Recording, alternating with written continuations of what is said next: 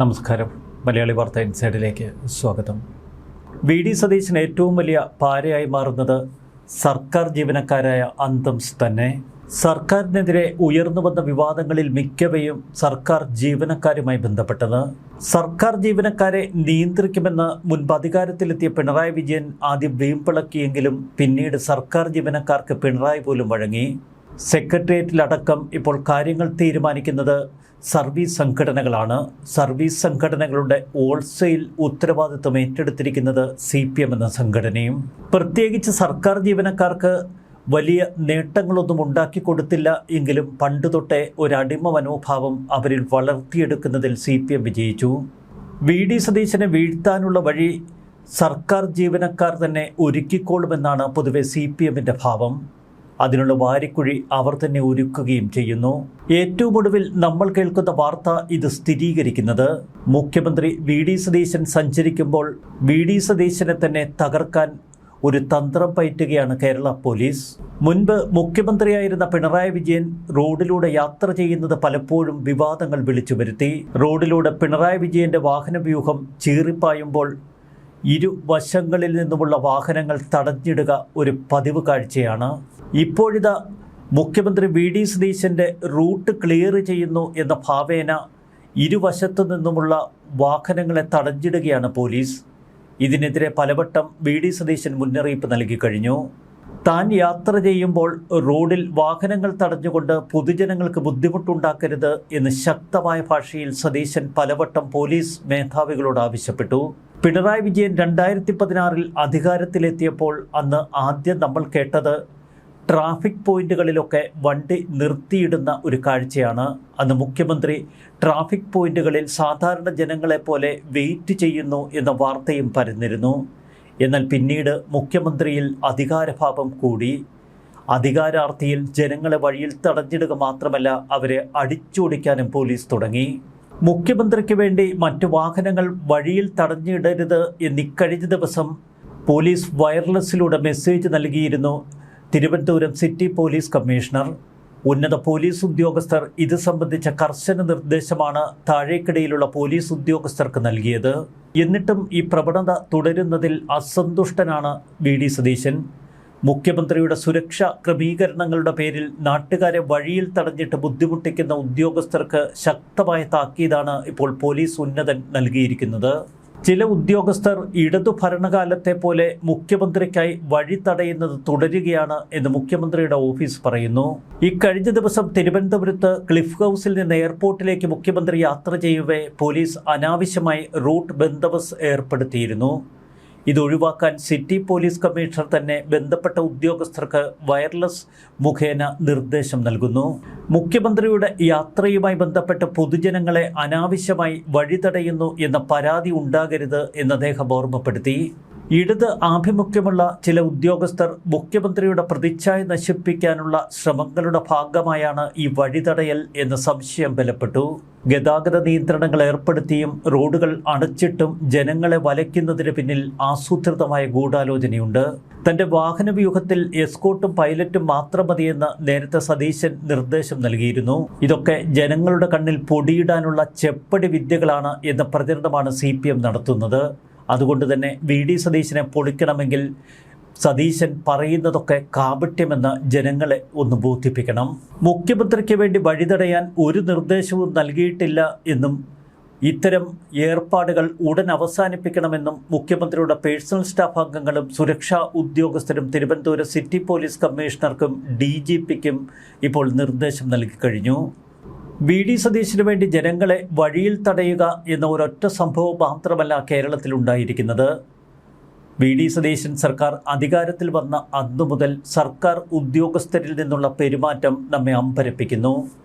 ദേവസ്വം ബോർഡിൻ്റെ സ്പെഷ്യൽ പ്ലീഡറായി ശബരിമല കൊള്ളക്കേസിലെ പ്രതികൾക്ക് വേണ്ടി ഹാജരായ ആളെ നിയമിച്ചതായിരുന്നു വലിയ വിവാദം. പിന്നീടങ്ങോട്ട് സർക്കാരിൻ്റെ പണി കൊടുക്കാനുള്ള സർക്കാർ ജീവനക്കാരുടെ നമ്പറുകളാണ് ഒന്നൊന്നായി പൊളിഞ്ഞടുങ്ങിയത്. സതീശനെ നാറ്റിക്കുകയായിരുന്നു പല നീക്കങ്ങൾക്ക് പിന്നിലെങ്കിലും സതീശൻ അവയെല്ലാം സമർത്ഥമായി നേരിട്ടു. കേരളത്തിലെ ആരോഗ്യവകുപ്പ് ഡയറക്ടറായിരുന്ന ഡോക്ടർ KJ റീനയെ ആ സ്ഥാനത്ത് നിന്ന് നീക്കിയ ആരോഗ്യമന്ത്രിയുടെ നടപടി. നിപ്പ പരിശോധനാ ഫലം വന്നിട്ടും ആരോഗ്യവകുപ്പ് ഡയറക്ടർ തന്നെ മുൻകൂട്ടി അറിയിച്ചില്ലെന്നും സർക്കാരിനെതിരെ തുരപ്പൻ പണി നടത്തിയെന്നും കെ മുരളീധരൻ ആരോഗ്യവകുപ്പ് ഡയറക്ടർക്കെതിരെ ആരോപണമുന്നയിച്ചു. ഡയറക്ടർ പദവിയിൽ നിന്നും ഡോക്ടർ റീനയെ മാറ്റുകയും പകരം ഡോക്ടർ മീനാക്ഷിയെ നിയമിക്കുകയും ചെയ്തു. സർക്കാരുമായി ആലോചിക്കാതെ ഏകപക്ഷീയമായി പ്രവർത്തിച്ചു എന്ന് ചൂണ്ടിക്കാട്ടിയായിരുന്നു ഈ സ്ഥലം മാറ്റം. പകർച്ചവ്യാധിക്കാലത്ത് ഡോക്ടർ റീന 15 ദിവസം അവധിയെടുത്തു എന്ന് സർക്കാർ വ്യക്തമാക്കിയിരുന്നു. എന്നാൽ 2.5 ദിവസത്തെ അവധി മാത്രമാണ് താൻ എടുത്തത് എന്ന് ആരോഗ്യവകുപ്പ് ഡയറക്ടർ. തന്നെ മാറ്റിയതിനെതിരെ അഡ്മിനിസ്ട്രേറ്റീവ് ട്രൈബ്യൂണലിനെ സമീപിച്ച് ഡോക്ടർ റീന ഒരു അനുകൂല ഉത്തരവും ഇതിനിടയിൽ നേടി. എന്നാൽ ഇത്തരം തുരപ്പന്മാരെ ആ കസേരയിലിരുത്തില്ല എന്ന ഉഗ്രവാശിയിലാണ് കെ മുരളീധരൻ. സർക്കാരിനെയും സിസ്റ്റത്തെയും വെല്ലുവിളിച്ചുകൊണ്ട് ചില ഉന്നത ഉദ്യോഗസ്ഥർ തങ്ങളുടെ സീറ്റുകളിലിരുന്ന് തുരപ്പൻ പണി ചെയ്താൽ പിന്നെ എന്താണ് ചെയ്യുക? LDF സർക്കാരിൻ്റെ ഭാഗമായി പ്രവർത്തിച്ചിരുന്ന പല ഉദ്യോഗസ്ഥരും ഇപ്പോൾ സർക്കാർ നയത്തിന് വിരുദ്ധമായ പ്രവർത്തനങ്ങളിൽ ഏർപ്പെടുന്നു. അതിൻ്റെ മറ്റൊരു ഉദാഹരണമാണ് ED ഉദ്യോഗസ്ഥരെ ആക്രമിച്ച കേസിൽ ഹാജരായ ഗവൺമെൻറ് പ്ലീഡറുടെ സമീപനം. ED ഉദ്യോഗസ്ഥരെ ആക്രമിച്ച കേസിൽ നിലവിലെ ജില്ലാ ഗവൺമെൻറ് പ്ലീഡർ ഗീനാകുമാരിയെ ഒടുവിൽ സർക്കാർ പദവിയിൽ നിന്ന് നീക്കി. ED പ്രതികൾക്ക് ജാമ്യം ലഭിക്കും വിധം കോടതിയിൽ ചില അട്ടിമറികൾക്ക് ശ്രമിച്ചതാണ് ഗീനാകുമാരിക്ക് വിനയായത്. ഈ കേസ് കൈകാര്യം ചെയ്യുന്നതിനായി മുൻ ഗവൺമെൻറ് പ്ലീഡർ അഡ്വക്കേറ്റ് സന്തോഷ് കുമാറിന് പുതിയ സ്പെഷ്യൽ പബ്ലിക് പ്രോസിക്യൂട്ടറായുള്ള നിയമനം നൽകി. കേസിലെ 9ാം പ്രതിക്ക് കോടതിയിൽ നിന്ന് ജാമ്യം ലഭിച്ചതിലെ വീഴ്ചയാണ് ഗീനാകുമാരിക്കെതിരെയുള്ള നടപടിക്ക് പിന്നിൽ. പ്രതിക്ക് ജാമ്യം ലഭിച്ചതിന് പിന്നിൽ പ്രോസിക്യൂട്ടറുടെ ഭാഗത്തു നിന്നുണ്ടായ ഒത്തുകളിയാണെന്നും ഇത് ഗൗരവതരമായ വീഴ്ചയാണെന്നും സർക്കാരിന്റെ വിലയിരുത്തൽ. സർക്കാരിന്റെ ഔദ്യോഗിക നിലപാടിന് വിരുദ്ധമായ സമീപനമാണ് അവർ കോടതിയിൽ സ്വീകരിച്ചത്. പ്രോസിക്യൂട്ടറുടെ നിലപാടുകളിൽ അസംതൃപ്തി രേഖപ്പെടുത്തിയ അന്വേഷണ ഉദ്യോഗസ്ഥനായ museum SHO director general of പ്രോസിക്യൂഷനെ നേരിൽ കണ്ടിരുന്നു.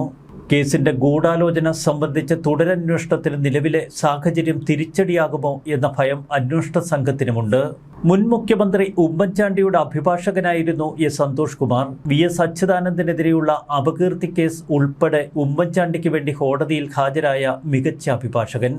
സർക്കാർ ജീവനക്കാർ തങ്ങൾക്കെതിരെ ആസൂത്രിത നീക്കങ്ങൾ നടത്തുന്നു എന്ന് VD സർക്കാർ മനസ്സിലാക്കുന്നു. അതുകൊണ്ടാണ് ഇപ്പോൾ പല രംഗങ്ങളിലും ഇത്തരം കറക്ഷനുകൾ വരുത്തുന്നത്. ഈ സർക്കാരിൻ്റെ ഏറ്റവും വലിയ നേട്ടമാണ് ഓപ്പറേഷൻ തൂഫാൻ. കിലോ കണക്കിന് കഞ്ചാവും മയക്കുമരുന്നുകളുമാണ് ഇപ്പോൾ പിടികൂടുന്നത്. കൊമേഴ്ഷ്യൽ ഉപയോഗത്തിന് ഇത്തരം ലഹരി പദാർത്ഥങ്ങൾ കൈകാര്യം ചെയ്യുന്നവർക്കെതിരെ മാത്രമാണ് കടുത്ത നിയമം ഉപയോഗിക്കാൻ കഴിയുന്നത്. എന്നാൽ തൂഫാനിലും ചില അട്ടിമറികൾക്ക് പോലീസ് ഉദ്യോഗസ്ഥർ ശ്രമിക്കുന്നു. കിലോ കണക്കിന് രാസലഹരിയും കഞ്ചാവും പിടിക്കുമ്പോൾ സ്വന്തം ഉപയോഗത്തിനെന്ന രീതിയിൽ അവർ കേസ് ഡയറി തയ്യാറാക്കുന്നതാണ് ഓപ്പറേഷൻ തൂഫാനിൽ പോലും നമ്മൾ കാണുന്ന ചില അട്ടിമറികൾ.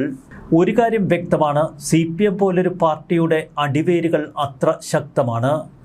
സർക്കാർ ജീവനക്കാർക്കിടയിൽ അവർക്ക് വലിയ വേരോട്ടമുണ്ട്. VD സർക്കാരിനെ നാറ്റിക്കാൻ അവർ എന്ത് കളികൾ കളിക്കും.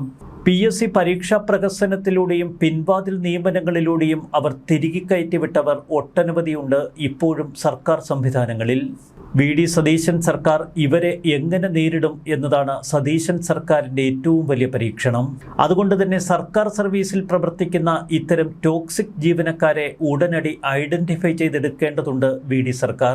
ഒരു കാര്യം വ്യക്തമാണ്, VD സതീശൻ സർക്കാരിനെ അട്ടിമറിക്കാനുള്ള വകുപ്പ് ഇതേ സർക്കാർ ജീവനക്കാർ തന്നെ എപ്പോഴും തിരഞ്ഞുകൊണ്ടിരിക്കും. ഏറെ ജാഗ്രതയോടെയാണ് ഇപ്പോൾ VDയുടെ ഓഫീസ് പ്രവർത്തിക്കുന്നത്. സർക്കാർ ജീവനക്കാരുടെ മേൽ എപ്പോഴും ഒരു കണ്ണുണ്ടാവണമെന്ന നിർദ്ദേശം VD തൻ്റെ ഓഫീസ് ജീവനക്കാർക്ക് നൽകിക്കഴിഞ്ഞു. ന്യൂസ് ഡെസ്ക് മലയാളി വാർത്ത ഇൻസൈറ്റ്.